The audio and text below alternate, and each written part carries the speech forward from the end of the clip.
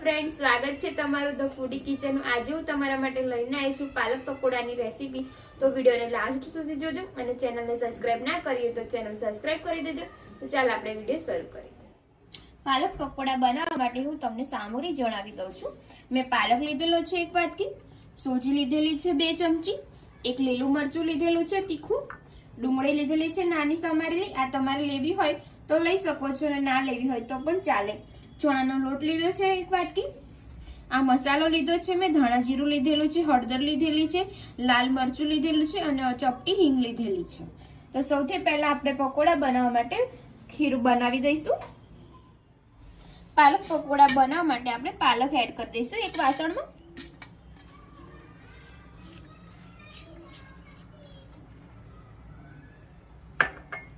ચણાનો લોટ લઈ લઈશું। જે વધારાની સામગ્રી જોશે એ હું તમને વિડિયોમાં જણાવી દઈશ આગળ, એટલે વિડિયોને પૂરો જોજો જેથી તમને ખબર પડે। સોજી લઈ લઈશું આપણે। આ જે મસાલો છે એ લઈ લઈશું।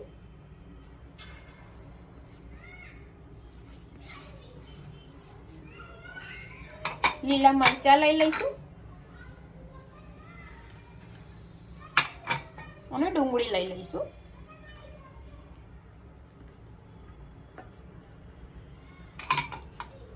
અને મેં ધાણા અને મરી લીધેલા છે, એ સહેજ અધકચરા ખાંડી લીધા છે। આવી રીતના એ આપણે એડ કરી દઈશું। સ્વાદ અનુસાર આપણે મીઠું લઈ લઈશું।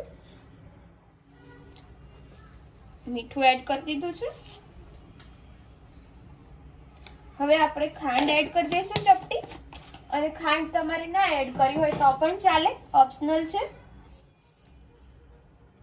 હવે આપણે બધા મસાલા મિક્સ કરી દઈશું।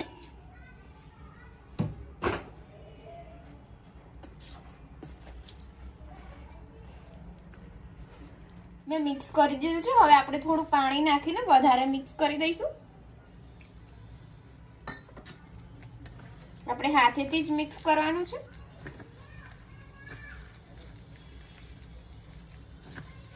મેં મિક્સ કરી દીધેલું છે। હવે આપણે આટલો સોડા એડ કરી દઈશું, પાછું હલાવી દઈશું।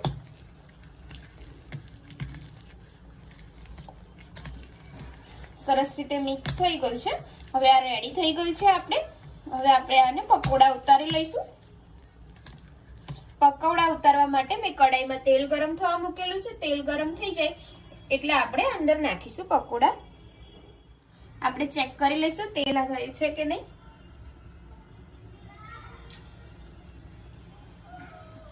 તેલ થઈ ગયું છે। હવે આપણે પકોડા તળવા નાખી દઈશું અંદર।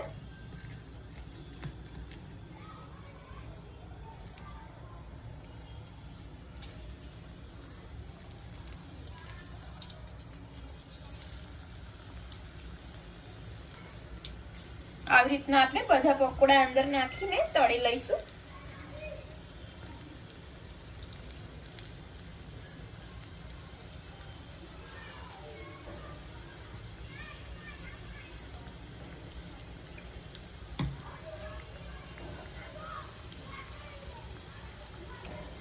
આનો ટેસ્ટ બહુ જ સરસ લાગશે, પાલક સાથે બહુ જ મજા આવશે ખાવાની તમને। સરસ પકોડા તળાઈ ગયા છે। આપણે બદામી જેવા થવા દેવાના છે। કાઢી લઈશું એક વાસણમાં। મેં ગેસ ધીમો જ રાખેલો છે।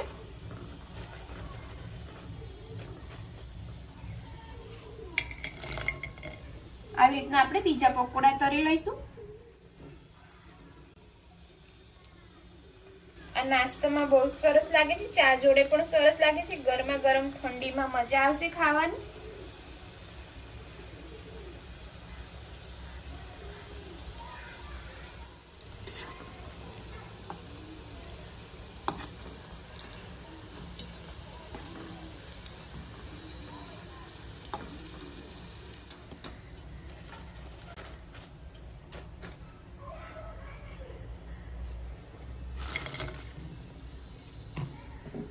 फ्रेंड्स, આપણા પકોડા રેડી થઈ ગયા છે।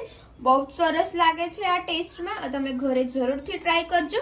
મેં ડુંગળી, આ આચાર લીધેલું છે મેં મરચાનું અથાણું, અને આ મરચા લીધેલા છે. આની જોડે બહુ જ સરસ લાગશે. ચા જોડે પણ બહુ જ મજા આવશે ખાવાની. તમે ઘરે જરૂરથી ટ્રાય કરજો અને મને કમેન્ટમાં જણાવજો કે તમને કેવા લાગ્યા. જ્યારે તમે બનાવો ત્યારે મને કમેન્ટ કરીને જરૂરથી જણાવજો.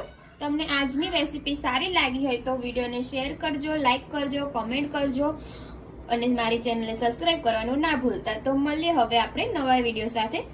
જય માતાજી, જય શ્રી કૃષ્ણ.